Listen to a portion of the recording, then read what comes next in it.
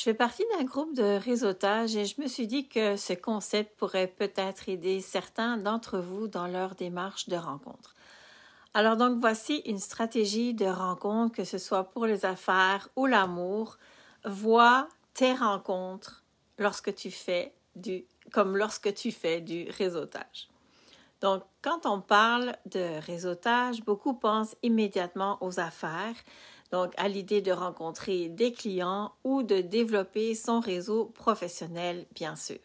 Mais si je vous disais que le chemin pour rencontrer des clients peut être le même que celui pour rencontrer l'amour, bien oui, voilà, je vous explique.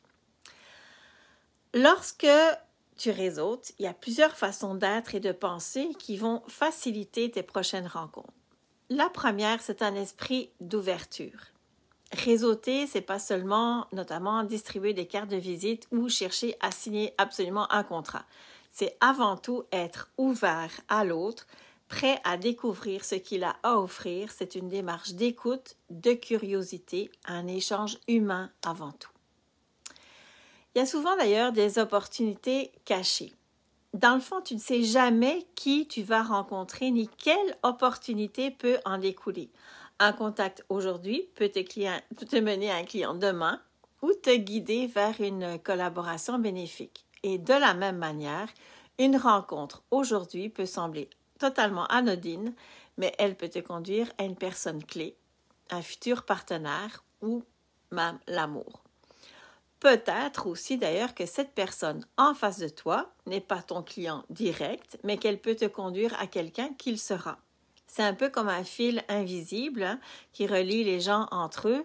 Donc, de la même manière, dans le domaine des rencontres, peut-être que ce célibataire en face de toi, ne correspond pas à ce que tu cherches, mais cette rencontre pourrait t'amener vers quelqu'un d'autre, quelqu'un qui fera naître une belle connexion.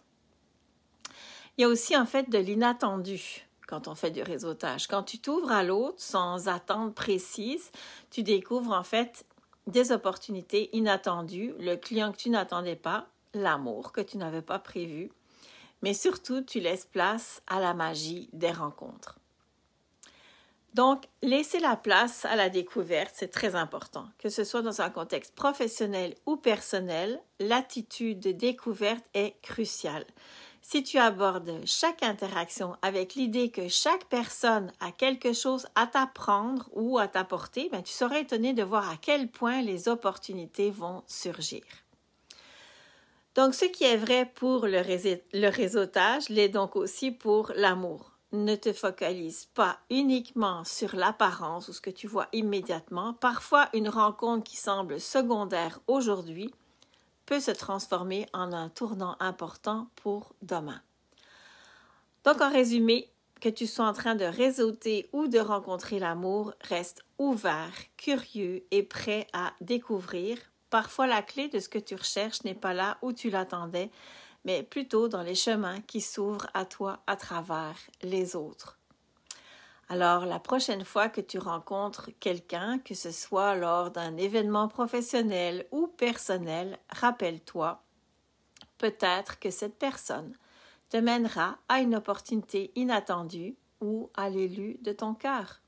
Donc, reste ouvert, chaque rencontre peut t'ouvrir un nouveau monde.